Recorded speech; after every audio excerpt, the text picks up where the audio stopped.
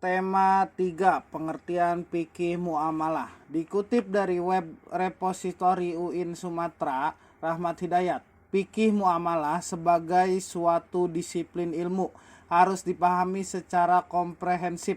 Pemahaman tersebut harus dimulai dengan memahami pengertian dan maksudnya. Memahami pengertian suatu disiplin dapat memberikan gambaran tentang apa yang menjadi bahasan. Ruang lingkup materi ada di dalam fikih muamalah secara bahasa terdiri dari dua kata, yaitu fikih dan muamalah. Kedua kata ini harus dibedakan masing-masing dari sisi etimologi dan terminologi. Sebelum masuk ke dalam pengertian secara majemuk, pembagian fikih muamalah memiliki banyak jenis. Jenis-jenis tersebut tergantung dari besarnya pembagian. Apakah pembagian berdasarkan muamalah dalam arti luas atau dalam arti sempit atau berdasarkan karakteristiknya. Seperti mana yang telah dipaparkan sebelumnya, Ibnu Abidin membagi muamalah dalam arti luas sehingga muamalah terdiri dari 5 bagian, yaitu muawadah maliyah, transaksi keuangan, munakahat, hukum pernikahan, mukhasamat, pertikaian, amanat, dan tirkah, warisan. Ahli fikir dalam buku Al-Muamalah Al-Madiyah wa Al-Adabiyah menjelaskan bahwa muamalah dapat dibagi menjadi 2 bagian, yaitu Al-Muamalah Al-Madiyah, Al-Muamalah Al-Madabiyah, muawadah, tukar menukar. 1. Muamalah muawadah.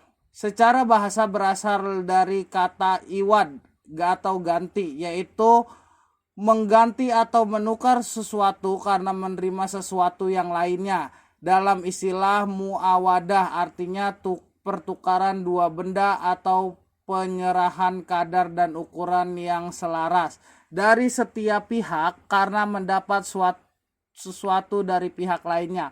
Contoh dari muawadah adalah jual beli, di mana ada pertukaran benda dengan benda lainnya. Ada akad sewa, di mana dalamnya ada pertukaran benda atau alat tukar dengan manfaat. Yang kedua, tabaru. Secara bahasa, tabru adalah melakukan perbuatan sukarela tanpa mengharapkan imbalan. Sedangkan menurut istilah, tabru adalah memberi seseorang baik berupa harta maupun manfaat kepada pihak lainnya tanpa adanya kompensasi. Mayoritas akad ini ditunjukkan untuk pembuatan sosial dan amal kebaikan. Dari sisi perpindahan kepemikiran, akad tabaru memiliki persamaan dengan muawadah. Dalam kedua akad tersebut, barang yang diserahkan menjadi milik penerima, walaupun dalam muawadah penyerahan barang manfaat diiringi dengan penerimaan nilai yang sesuai. Contoh dari tabaru adalah akad hibah seperti wasiat, wakaf, dan iroh. Akad-akad tersebut memiliki suatu persamaan, yaitu memberikan harta atau manfaat kepada pihak lainnya tanpa ada kompensasi atas apa yang diberikannya. Yang ketiga, iskot, pembatalan atau pengguguran. Dari sisi bahasa, iskot berarti inzal atau iko, yang berarti menjatuhkan atau menggugurkan, baik hal yang bersifat materi atau immateri.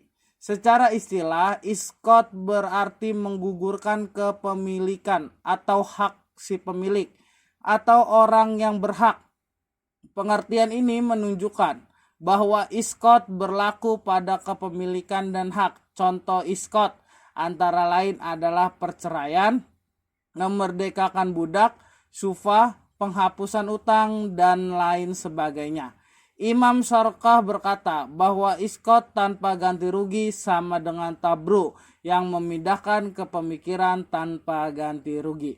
Yang keempat, itlak. Secara bahasa, itlak memiliki arti izin membebaskan, melepas, atau tanpa ikatan. Sedangkan pengertian itlak adalah memberikan izin atau membebaskan seseorang untuk melakukan sesuatu yang sebelumnya dia tidak mempunyai hak untuk melakukan tindakan atau perbuatan tersebut.